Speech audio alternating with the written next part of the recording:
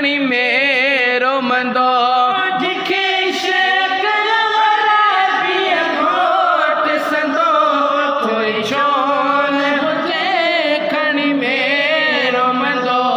रब पाक उन्हीअ सां प्यार कंदो कुछ सोच वठो मुसलमानो जे मरी बवना मुझे कफन मथा लिख जो हुन पिया जो दीवानो जे मरी बवना मुझे कफन मथा लिख जो हुन पिया जो दीवानो मदनिया जी मोहब्बत आहे मुखे आया मुल्क मदीने जो मस्तानो जे मरी बवना मुझे कफन मथा लिख जो हुन पिया जो दीवानो जे मरी बवना मुझे कफन मथा लिख जो हुन पिया जो दीवानो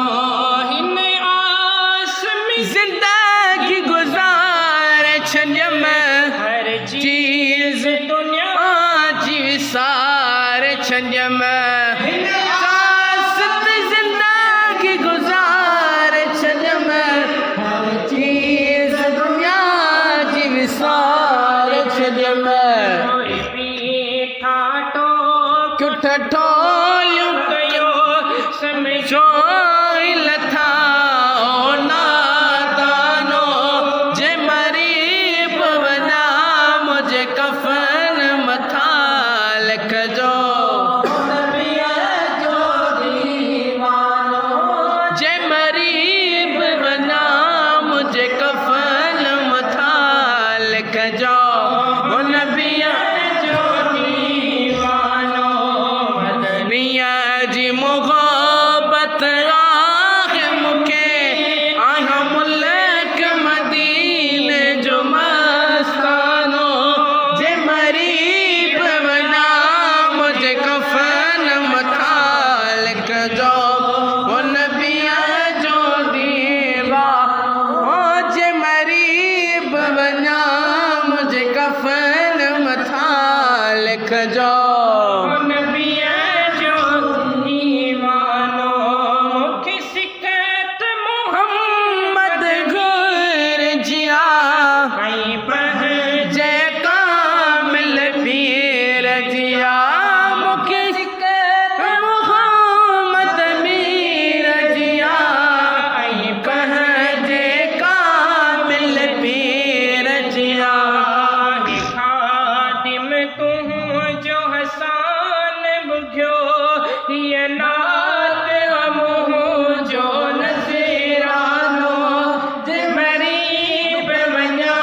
मुझे कफन मथा लिख जो हुन पिया जो दीवानो जे मरी बवना मुझे कफन मथा लिख जो हुन पिया जो दीवानो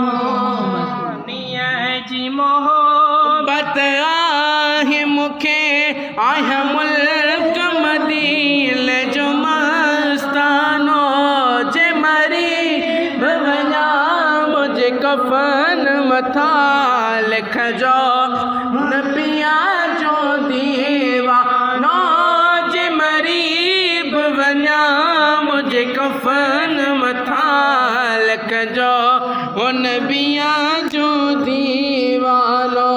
मदनिया जी मोहब्बत आहे मुखे आया मुल्क मदीने जो मस्तानो जे मरी बवना मुझे कफन मथा लिख जो हुन पिया जो दीवानो जे मरी बवना मुझे कफन मथा लिख जो हुन पिया जो दी